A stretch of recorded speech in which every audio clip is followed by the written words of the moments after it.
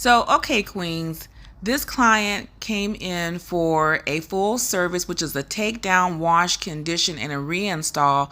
So as I'm cutting her hair out, I discover that it's not crochets on her cornrow, it's crochets on a crochet braid wig cap.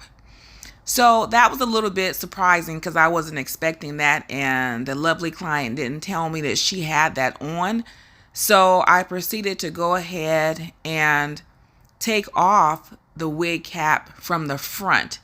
And so as I'm taking off the wig cap, whoever sewed it on, they sewed it on to her cornrow, which they braided down incorrectly, and I'll show you that pretty soon. But right here, I had already started to clip it out, clip the strings out, but right there the client put in glue to keep the wig cap glued onto her head because it was lifting. And as you can see where I'm touching, that's where she put the glue, in those areas, and on the other side as well. But as I'm taking off the wig cap, I discovered that the cornrow pattern was totally wrong for what this client needed. So as you can see, she has a lot of new growth, but you can see where that other stylist sewed on the wig cap. And you know, the client kept saying that the stylist that did her hair, she normally goes to her and she's a sweet lady and all that good stuff, but she just didn't know how to proceed with doing a person's that has mild alopecia.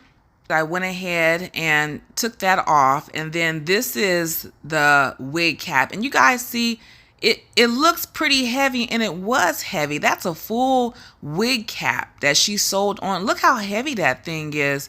So you know, you absolutely don't want to do that. And I do wigs. I sew wigs for clients. Like this client, I would recommend that she would only wear her crochet braid protective style for about 4 weeks, and then give it a break. Give it a break at least 2 to 4 weeks in between her next install. So I would definitely recommend that. But right here I am using some distilled water and some of my essential oils to detangle her hair and take out that glue. You see that all that white creamy stuff there is glue that is lifting out of her hair with the concoction I made up for this, and also to detangle her hair. So I'm using my distilled water and some essential oils that I have put in here to detangle her hair, and I am going through each section carefully spraying and detangling and taking out the glue.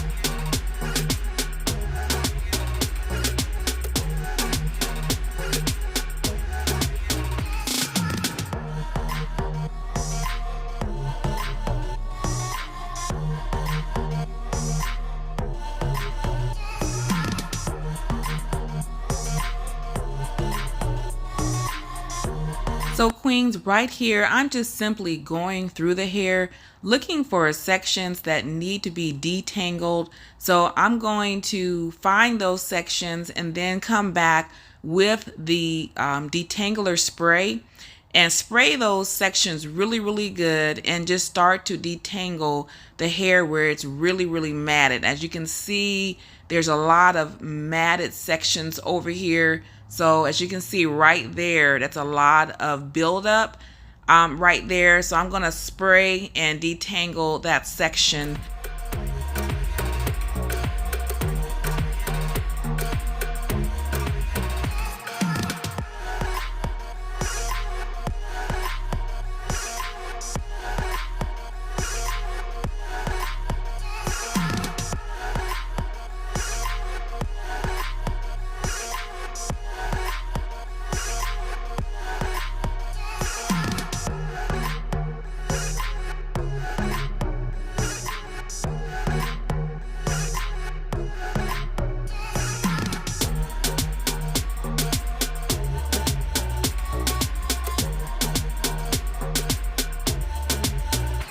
So queens, right here I am really saturating the hair with the detangler spray and then rubbing it and kind of loosening up that hair so I can come back with a smaller comb, and then I'll start detangling that section right there.